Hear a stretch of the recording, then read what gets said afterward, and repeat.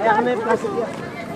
Nasaan si Akisha? Gusto ko yung katulad lang. Ayun, nakita ko. Gusto ko yung katulad lang.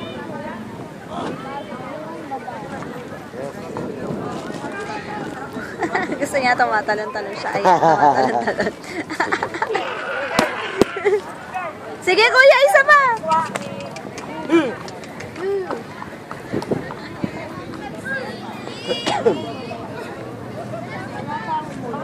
Dito, mas malaki ito. Akisha! Saan kaya nilalagay yung kabayong niya kapag ano? Kapag hula. Akisha! Meron silang house. Meron silang horse house.